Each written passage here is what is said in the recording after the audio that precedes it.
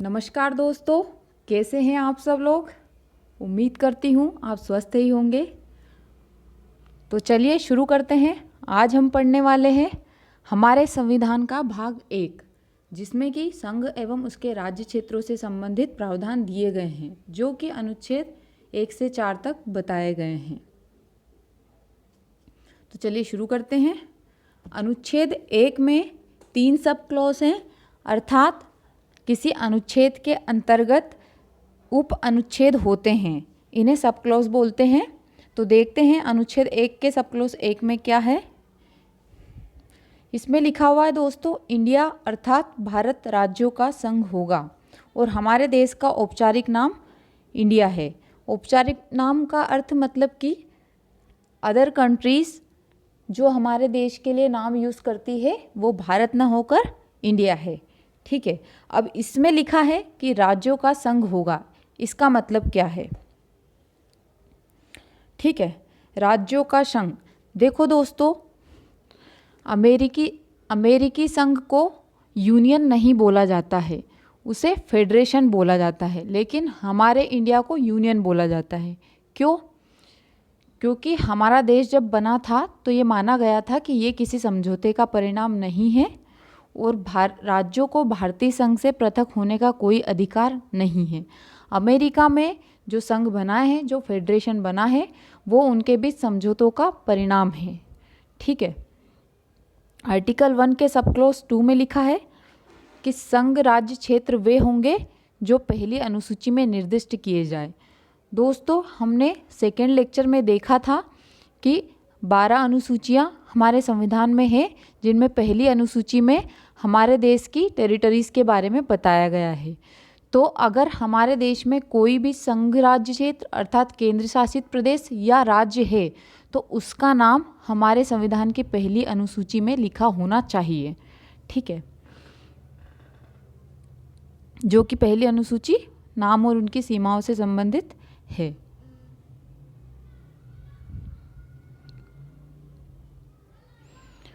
तो देखते हैं आर्टिकल 1 का सब क्लॉज।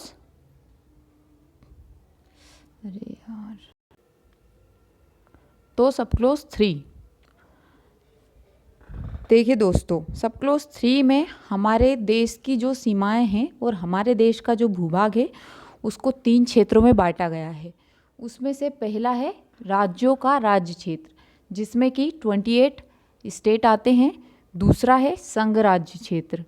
संघ राज्य क्षेत्रों में, सॉरी दोस्तों, ये कुछ पीपीटी बनाने में थोड़ी सी समस्या हो गई है। ये यूटी लिखा हुआ है, यूटी है ना, यूनियन टेरिटरी।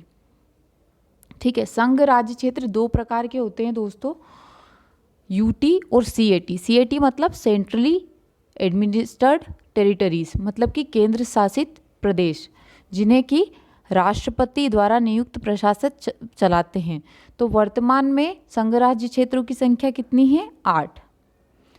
जी हाँ दोस्तों, जम्मू कश्मीर के बाद 9 हो गई। जम्मू कश्मीर के निर्माण के बाद इनकी संख्या 9 हो गई थी, लेकिन उसके बाद एक अधिनियम लाया गया जिसके द्वारा दमन एवं दीव और दादर एवं नागर हवेली की जो केंद्र शासित प्रदेश था उन दोनों को एक में मर्ज कर दिया है। तो उसके बाद इनकी संख्या 8 हो चुकी है। तीसरा वर्गीकरण है अर्जित राज्य क्षेत्र। इसमें वर्तमान में कोई भी क्षेत्र शामिल नहीं है, किंतु ये प्रावधान इसलिए किया गया है क्योंकि यदि मान लो कि भविष्य में हम किसी टेरिटरी को अक्वायर करते हैं, मतलब कि हमारे देश के भाग में कोई भी क्षेत्र इंक्लूड होता है, तो वो इस कैटेगरी के अंतर्गत आएगा, मतलब कि राज्यों के अंतर्गत नहीं आएगा वो। ठीक है, तो जो यूटी होती है, सीएटी और यूटी में क्या अंतर होता है देख लेते हैं। तो 8 यूनियन टेरिटरीज में, संघ राज्य क्षेत्रों में 3 जो संघ राज्य क्षेत्र है उनमें विधानसभाएं हैं, इसलिए इन्हें यूनियन टेरिटरीज बोला जाता है। ये 3 हैं, पुदुचेरी, दिल्ली और जम्मू और कश्मीर। ठीक है, क्या अंतर है दोस्तों? इन तीनों में विधानसभाएं हैं। ठीक है, जो कि संविधान संशोधन द्वारा लाई गई हैं। पुदुचेरी में आर्टिकल 239 का जोड़ा गया था 14वें संविधान संशोधन के द्वारा 1962 में। दिल्ली में 239 का जोड़ा गया था 69th अमेंडमेंट के द्वारा 1991 में। और जम्मू कश्मीर में दोस्तों कोई अमेंडमेंट नहीं अमेंडमेंट के द्वारा नहीं किया गया था, लेकिन मतलब कि 368 के द्वारा जो संशोधन होता है वो नहीं किया गया था, बल्कि ये एक जम्मू कश्मीर रीऑर्गेनाइजेशन एक्ट के द्वारा लाया गया था।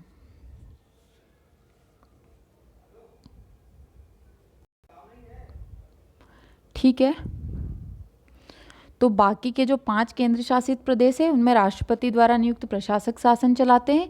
और जैसे कि आप दिल्ली का उदाहरण ले सकते हैं, वहाँ पर विधानसभा है, दिल्ली की जनसंख्या अपने प्रतिनिधियों का चुनाव करती है और अरविंद केजरीवाल वर्तमान में वहाँ के मुख्यमंत्री वहाँ का शासन चलाते हैं। हालांकि संघ राज्य क्षेत्रों का प्रशासन राज्यों की तुलना में इतनी उन्हें स्वायत्ता नहीं होती है, वो कुछ मामलों में केंद्र के अधीन होते हैं, भले ही उनमें विधानसभा का निर्माण कर दिया गया हो। ठीक है, तो दोस्तों हम 2 वर्ड यूज़ करते हैं, एक वर्ड होता है टेरिटरी ऑफ इंडिया और दूसरा वर्ड होता है यूनियन ऑफ इंडिया। इन दोनों में अंतर है। जब हम यूनियन ऑफ इंडिया शब्द का प्रयोग करते हैं तो हमारा मतलब होता है कि उस क्षेत्र में केवल राज्यों का क्षेत्र शामिल है। जब हम टेरिटरी ऑफ इंडिया का वर्ड का यूज़ करते हैं तो उसमें राज्य, संघ राज्य क्षेत्र और यदि कोई अर्जित राज्य क्षेत्र हो तो वो तीनों शामिल होंगे।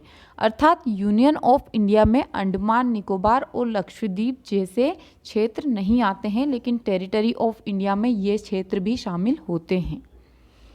ये अंतर मैं आपको इसलिए बता रही हूँ दोस्तों कि जनरली हमेशा यूपीएससी के एग्ज़ाम में ऐसा होता है कि वो ये दोनों वर्ड रख देंगे और आपको किसी भी सेंटेंस में कंफ्यूज करने की कोशिश करेंगे।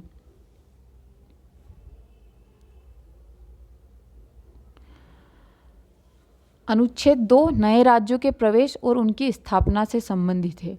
तो इसका राइट किसे है? ये काम हमारे देश के प्रधानमंत्री मोदी जी नहीं कर सकते, ये काम हमारे देश की संसद कर सकती है और संसद भी विधि के द्वारा ही ये काम करेगी। ठीक है, तो संसद विधि द्वारा ऐसे निर्बंधों और शर्तों पर जो कि वह ठीक समझे संघ में नए राज्यों का प्रवेश या उनकी स्थापना जो अभी स्थापित नहीं है, मतलब कि जो अभी स्थापित नहीं है मतलब राज्य की सीमा परिवर्तन नहीं, यदि कोई नया राज्य भी स्थापित करना है तो उसे भी संसद कर सकेगी। ठीक है, और ये काम विधि द्वारा करेगी। या फिर कि किसी नए राज्य को भारत में शामिल करने के लिए राज्यों के समर्थन की दोस्तों ज़रूरत नहीं होती है।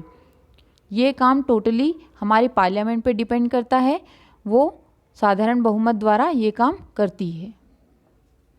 ठीक है, जैसा कि सिक्किम में किया गया था जब 36 अमेंडमेंट 1975 में हुआ था तो उसमें राज्यों के समर्थन की ज़रूरत नहीं पड़ी थी, वो काम संसद ने साधारण बहुमत के द्वारा ही किया था।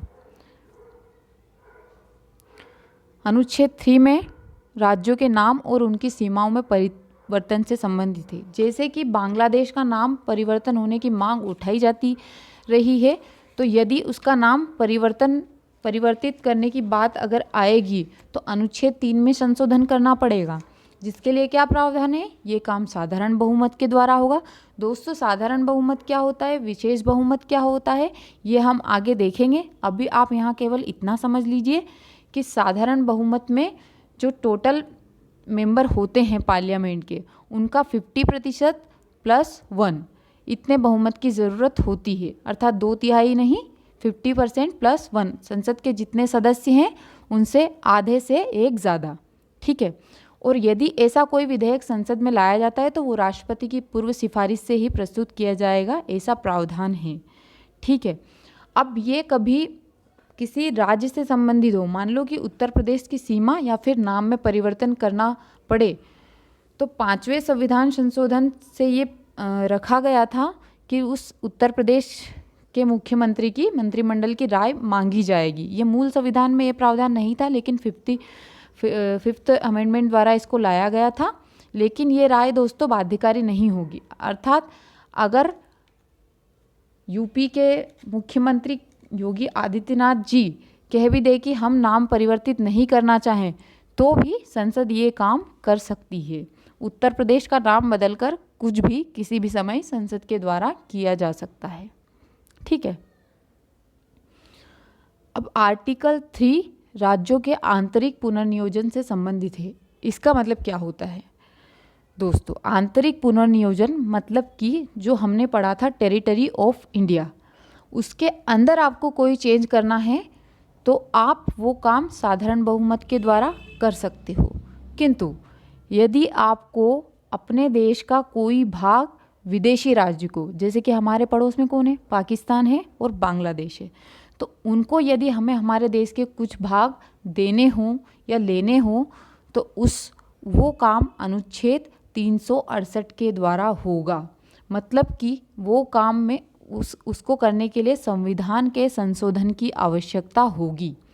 ठीक है, जैसे कि अभी फ़िलहाल में 2015 में बांग्लादेश को हमने हमारे साइड के कुछ इनक्लेव्स दिए थे और उनके साइड से भी हमने कुछ इनक्लेव्स लिए थे।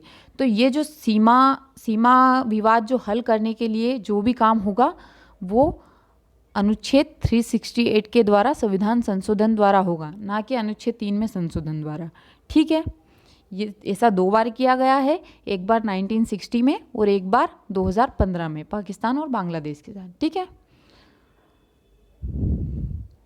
अब देखते हैं अनुच्छेद 4 में क्या लिखा है। तो कुछ नहीं, सिंपल है ये। अनुच्छेद 2 और 3 में किसी विधि के तहत यदि संसद पहली व चौथी अनुसूची में कोई बदलाव करती है तो उसे 368 के तहत संशोधन नहीं माना जाएगा। दोस्तों 368 में विशेष बहुमत की आवश्यकता होती है और यदि कोई अमेंडमेंट 368 के थ्रू नहीं लाया जाता है तो वो साधारण बहुमत द्वारा किया जा सकता है। ठीक है, तो अनुच्छेद मतलब कि पहली और चौथी अनुसूची हमने पढ़ा था राज्यों की सीट से संबंधित है और पहली अनुसूची उनके नाम और सीमाओं से संबंधित है। तो ये काम अगर किए जाते हैं तो 368 के तहत संशोधन नहीं माना जाएगा। ये अपन ने आर्टिकल 3 में भी पढ़ा है, वही बात आर्टिकल 4 में स्पष्ट कर दी गई है। अमेंडमेंट क्यों ज़रूरी होता है कोई विदेशी राज्य को देने के लिए? क्योंकि दोस्तों हमारा संविधान सिर्फ इंक्लूजन के बारे में बात करता है, मतलब कि कोई भी राज्य हमारे राज्य में शामिल करना है तो अब देखो कोई भी चीज़ हमारे संविधान में लिखी हुई है, उसके थ्रू प्रावधान किए गए, उसके अनुसार संसद कार्य कर लेती है।